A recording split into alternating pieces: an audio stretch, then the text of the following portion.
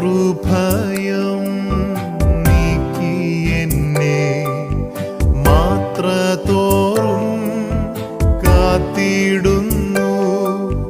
ശത്രുഭയം നീക്കി എന്നെ മാത്രത്തോറും കാത്തിടുന്നു. നീതിയിൻ സൽപാതകളിൽ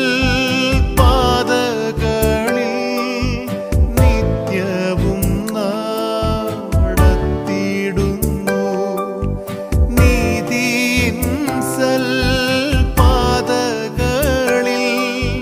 നിത്യവും നടത്തിയിടുന്നു. ഇപ്പോൾ നാം ശ്രവിച്ചുകൊണ്ടിരിക്കുന്നത് മോർണിംഗ് വോയിസ് എന്ന ആത്മീയ ശുശ്രൂഷ. ഇന്ന് ദൈവവചനത്തിൽ നിന്നും കർത്താവിൻ്റെ ദാസൻ MG രാജൻ ആസാം ധ്യാനചിന്തകൾ പങ്കുവയ്ക്കുന്നു. ദൈവ തിരുനാമം മഹത്വപ്പെടുവാനായിട്ടിടയാകട്ടെ. മോർണിംഗ് വോയിസിലൂടെ ഞങ്ങളെ ശ്രദ്ധിക്കുന്ന ഞങ്ങളുടെ ബഹുമാന്യ കേൾവിക്കാർക്ക് യേശു ക്രിസ്തുവിൻ്റെ നിസ്തുല്യമായ നാമത്തിൽ സ്നേഹവന്ദനങ്ങളെ അറിയിക്കുകയാണ്. ഉൽപ്പത്തി പുസ്തകം 12-ാം അധ്യായം അതിൻ്റെ 2-ാമത്തെ വാക്യം ഞാൻ വായിക്കുമ്പോൾ ദയവായി ശ്രദ്ധിക്കണമേ. ഞാൻ നിന്നെ വലിയൊരു ജാതിയാക്കും, നിന്നെ അനുഗ്രഹിച്ച് നിൻ്റെ പേർ വലുതാക്കും, നീ ഒരു അനുഗ്രഹമായിരിക്കും. നിന്നെ അനുഗ്രഹിക്കുന്നവരെ ഞാൻ അനുഗ്രഹിക്കും, നിന്നെ ശപിക്കുന്നവരെ ഞാൻ ശപിക്കും. നിന്നിൽ ഭൂമിയിലെ സകല വംശങ്ങളും അനുഗ്രഹിക്കപ്പെടും. 12-ാം അധ്യായം 2ഉം 3ഉം വാക്യങ്ങളാണ് ഞാൻ വായിച്ച് കേൾപ്പിച്ചത്. അബ്രഹാമിനെ ദൈവം വിളിച്ച് വേർതിരിച്ച് താൻ പാർത്തിരുന്ന പട്ടണം വിട്ട് കാണിപ്പാനിരിക്കുന്ന ദേശത്തിലേക്ക് പോകേണ്ടതിനായിട്ട് ദൈവം വിളിക്കുകയാണ്. ദൈവത്തിൻ്റെ വിളി കേട്ട് അബ്രഹാം യാത്ര ആരംഭിക്കുകയും തൻ്റെ ജീവിതം ദൈവത്താൽ അനുഗ്രഹിക്കപ്പെടുകയും ചെയ്തു എന്ന് തിരുവചനത്തിലൂടെ നാം മനസ്സിലാക്കും. ദൈവം അബ്രഹാമിനോട് പറയുന്നത്, ഞാൻ നിന്നെ അനുഗ്രഹിക്കും, നിൻ്റെ പേർ വലുതായിരിക്കും, നീ ഒരു അനുഗ്രഹമായിരിക്കും. അപ്പോൾ ദൈവം അബ്രഹാമിനെ അനുഗ്രഹിക്കും. പലവിധമായ അനുഗ്രഹങ്ങളെക്കുറിച്ച് അവിടെ രേഖപ്പെടുത്തിയിട്ടുണ്ട്. ഈ 2ഉം 3ഉം വാക്യങ്ങളിൽ 7 വിധ അനുഗ്രഹങ്ങളാണ് രേഖപ്പെടുത്തിയിരിക്കുന്നത്. ദൈവം അനുവദിച്ചാൽ പിന്നീട് നമുക്കത് ചിന്തിക്കാവുന്നതാണ്. എന്നാൽ ദൈവം അബ്രഹാമിനെ അനുഗ്രഹിക്കും എന്ന് പറഞ്ഞ് വിളിച്ച് താൻ കാണിപ്പാനിരിക്കുന്ന ദേശത്തിലേക്ക് അബ്രഹാമിനെ അയക്കുമ്പോൾ ദൈവത്തിൻ്റെ വാക്കുകൾ വിശ്വസിച്ച് അബ്രഹാം വിഗ്രഹങ്ങളുടെ നടുവിൽ നിന്ന് തൻ്റെ യാത്ര ആരംഭിക്കുകയാണ്. ആ യാത്ര അബ്രഹാം വളരെ അനുഗ്രഹിക്കപ്പെട്ട ഒരു യാത്രയായിരുന്നു. നമുക്കറിയാം, യഹൂദന്മാരും മുഹമ്മദീയരും ഒപ്പം ക്രിസ്ത്യാനികളും ആദരപൂർവ്വം സ്മരിക്കുന്ന ഒരു വ്യക്തിയാണ് അബ്രഹാം. എബ്രായരുടെ പിതാവെന്ന നിലയിലും വിശ്വാസികളുടെ പിതാവെന്ന നിലയിലും അബ്രഹാം ദൈവവചനത്തിൽ നിറഞ്ഞു നിൽക്കുകയാണ്.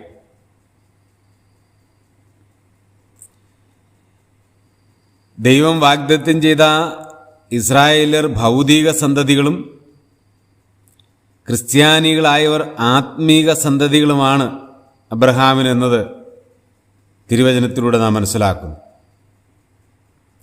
ദൈവത്തിൻ്റെ വാഗ്ദത്തങ്ങൾ ദൈവം ആരംഭിക്കുന്നത് അബ്രഹാമിലൂടെയാണ്.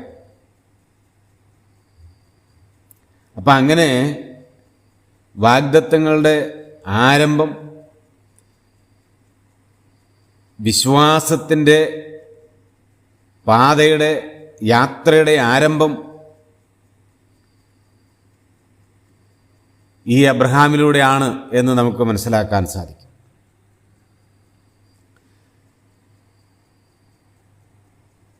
തിരുവചനം നാം വായിക്കുമ്പോൾ അബ്രഹാം ഒരു അനുഗ്രഹിക്കപ്പെട്ട വ്യക്തിയാണ്. ദൈവത്തിൻ്റെ വാഗ്ദത്തം ദൈവം പൂർണ്ണമായിട്ടും അബ്രഹാമിൽ നിറവേറ്റി. അങ്ങനെ വിശ്വാസികളുടെ പിതാവെന്ന നിലകളിൽ അബ്രഹാം എന്നും നിലനിൽക്കുന്നു എന്നുള്ളത് സ്തോത്രത്തോടെ ഓർക്കുന്നു. ഞാൻ നിന്നെ വലിയവനാക്കും, നിന്നെ അനുഗ്രഹിക്കും, നിന്റെ പേർ വലുതാക്കും, നീ ഒരു അനുഗ്രഹമായിരിക്കും എന്നൊക്കെ ദൈവം അബ്രഹാമിനോട് അരുളി ചെയ്യുമ്പോൾ ആ വിശ്വാസയാത്ര തൻ്റെ ജീവിതത്തിലെ പല അനുഭവങ്ങളിലൂടെയാണ് അബ്രഹാം കടന്നുപോയത് എന്നുള്ളത് നാം മറന്നുപോകാൻ പാടില്ല. അനുഗ്രഹത്തിൻ്റെ പാത, അനുഗ്രഹിക്കും എന്നുള്ള ദൈവത്തിൻ്റെ വാഗ്ദത്തം കേട്ട് ഇറങ്ങിത്തിരിച്ച അബ്രഹാമിൻ്റെ ജീവിതത്തിൽ ദൈവം അബ്രഹാമിനെ അനുഗ്രഹിച്ചു എന്നുള്ള വസ്തുത നിസ്തർക്കമാണ്. പക്ഷേ ആ യാത്രയിൽ അബ്രഹാം പലവിധമായ അനുഭവങ്ങളിലൂടെ കടന്നുപോയി. ഞാൻ എന്തുകൊണ്ടാണ് ഈ വാക്ക് ആവർത്തിച്ച് പറഞ്ഞത് എന്ന് ചോദിച്ചാൽ, ഇന്ന് വിശ്വാസഗോളത്തിലിരിക്കുന്ന ധാരാളം പേർ പ്രോസ്പെരിറ്റി ഗോസ്പലിൻ്റെ പിന്നാലെയാണ്. കേവലം അനുഗ്രഹം മതി. സുവിശേഷകന്മാർ, ദേവദാസന്മാരുടെ പ്രസംഗങ്ങളിൽ അനുഗ്രഹത്തിൻ്റെ പ്രസംഗം മാത്രമാണുള്ളത്. ദൈവം അനുഗ്രഹിക്കുന്നവനാണ്, ദൈവം അനുഗ്രഹിക്കുന്നവനാണ്, ദൈവം അനുഗ്രഹിക്കുന്നവനാണ് എന്നുള്ളതൊരു വസ്തുതയാണ്. എന്നാൽ ആ അനുഗ്രഹത്തിൻ്റെ യാത്രയിൽ അബ്രഹാമിനെ പോലെ നമ്മുടെയും ജീവിതത്തിൽ പലവിധമായ അനുഭവങ്ങളിലൂടെ കടന്നു പോകേണ്ടി വരും എന്നുള്ള യാഥാർത്ഥ്യം പലരും മറച്ചു വയ്ക്കുന്നു എന്നുള്ളതൊരു ദുഃഖമായിട്ടിരിക്കും. പ്രിയമുള്ളവരെ, ഇന്നത്തെ പ്രസംഗങ്ങളിൽ പണത്തിനാണ് പ്രാധാന്യം. പണം വർദ്ധിക്കുന്നതാണ് അനുഗ്രഹം എന്ന് പഠിപ്പിക്കുന്ന ധാരാളം പേരെ ആത്മീയ ഗോളത്തിൽ കാണാനായിട്ട് സാധിക്കും. അപ്പോൾ അവർക്ക് ദൈവം പണമാണ്. പണം കൊടുക്കുന്നൊരു ദൈവത്തെയാണ് അവർ പ്രചരിപ്പിക്കുന്നത്. നല്ല ഉയർന്ന ബാങ്ക് ബാലൻസ്, നല്ല വീട്, നല്ല കാറ്, നല്ല ജോലി, നല്ല വിവാഹം, അങ്ങനെയൊക്കെ പറഞ്ഞ് ജനത്തെ പറ്റിക്കുന്ന ധാരാളം ആളുകളെ ഈ നാളുകളിൽ കാണുന്നു. ജനത്തിന് വേണ്ടുന്നതും അതാണ്. ഇന്ന് ആളുകൾക്ക് ആത്മീയതയേക്കാൾ പണമാണ് ആവശ്യം. അത് മനസ്സിലാക്കിയ പല ദൈവദാസന്മാരും അവരെ ദൈവദാസന്മാർ എന്ന് പറയാൻ ബുദ്ധിമുട്ടുണ്ടെങ്കിലും ഞാനങ്ങ് പറഞ്ഞു പോവുകയാണ്. പ്രിയമുള്ളവരെ, ഈ പണത്തെ ഉയർത്തിക്കാട്ടി ജനത്തെ ആകർഷിച്ച് ജനത്തെ കബളിപ്പിക്കുന്ന കള്ള ഉപദേശകന്മാരായി പലരും മാറിയിരിക്കുകയും അവർ പണച്ചാക്കുകളായി മാറുകയും ചെയ്യുക. എന്നാൽ വിശുദ്ധ വേദപുസ്തകം അങ്ങനെ ഒരു അനുഗ്രഹത്തെക്കുറിച്ചല്ല പഠിപ്പിക്കുന്നത്. അബ്രഹാം ബഹുസമ്പന്നനായിരുന്നു എന്നുള്ളതൊരു സത്യമാണ്. പക്ഷേ ദൈവത്തിൻ്റെ അനുഗ്രഹത്തെക്കുറിച്ച് ദൈവം അവിടെ പറയുമ്പോൾ നിന്നെ കേവലം സമ്പന്നനാക്കാം എന്നല്ല, പണം വർദ്ധിപ്പിച്ചു തന്ന് നിന്നെ അനുഗ്രഹിക്കാം എന്ന് മാത്രമല്ല. അതല്ല ദൈവം അവിടെ പറയുന്നത്. ഇന്ന് പല സുവിശേഷകന്മാരും ചിന്തിക്കുന്നത് പണം ഉണ്ടാക്കിക്കഴിഞ്ഞാൽ ഞാൻ അനുഗ്രഹിക്കപ്പെട്ടു എന്നാണ്. അപ്പോൾ പണം ഉണ്ടാക്കാനുള്ള വ്യഗ്രതയിലാണ്. പണക്കാരെ ചാക്കിട്ട് പിടിക്കുവാൻ, പണക്കാരെ സോപ്പിടുവാൻ, പണക്കാരെ അവരെ ഉയർത്തിപ്പിടിക്കുവാൻ, പണക്കാരെ കൂടെ നിർത്തുവാൻ, അങ്ങനെ അവരുടെ പോക്കറ്റിലെ പണം ഉപദേശിയുടെ പോക്കറ്റിലേക്ക് എത്തിക്കാനുള്ള വ്യഗ്രതയിലാണ് പലരും. കാരണം പണം വർദ്ധിച്ചാൽ അനുഗ്രഹിക്കപ്പെട്ടു എന്നാണ് ചിന്തിക്കുന്നത്. കൂടെ ചിലർ പറയുന്ന ചില വാക്കുണ്ട്, അവരെല്ലാവരുമില്ല, ചിലർ പണമില്ലാത്ത പാവപ്പെട്ട ഉപദേശി അനുഗ്രഹിക്കപ്പെടാത്തവനാണ് എന്നുകൂടി അവർ പറഞ്ഞു വയ്ക്കും. ഏതെങ്കിലും ഒരു ഉപദേശി കഷ്ടപ്പെട്ട് കണ്ണുനീരോടെ ആത്മാർത്ഥതയോടെ സത്യസന്ധതയോടെ വേല ചെയ്ത് പണക്കാരൻ്റെ പിന്നാലെ പോകാതെ, പണത്തിൻ്റെ പിന്നാലെ പോകാതെ, ദൈവത്തിൽ ആശ്രയം വെച്ച് ദൈവത്തിൽ മാത്രം നോക്കി ദൈവത്തിൽ ഭക്തിയോടെ സേവിച്ച് കർത്താവിൻ്റെ വേല ആത്മാർത്ഥമായി ചെയ്യുമ്പോൾ ഒരുപക്ഷെ താനൊരു പണച്ചാക്കായി അല്ലെങ്കിൽ പണമുള്ളവനായി മാറണമെന്ന് നിർബന്ധമില്ല. പക്ഷേ ഈ പണമുള്ള ഉപദേശി മാറും.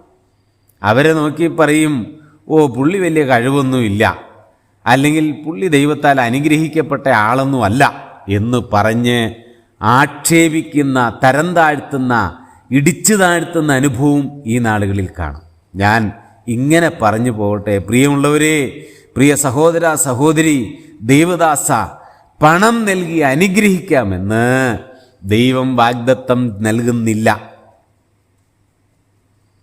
അത് അനുഗ്രഹത്തിൻ്റെ കൂടെയുള്ളൊരു ഭാഗം മാത്രമാണ്.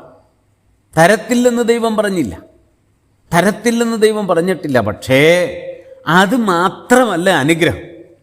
അബ്രഹാമിനെ ദൈവം അനുഗ്രഹിച്ചു. അബ്രഹാം ഒരു അനുഗ്രഹമാണ് ഏതെല്ലാം വിധത്തിൽ.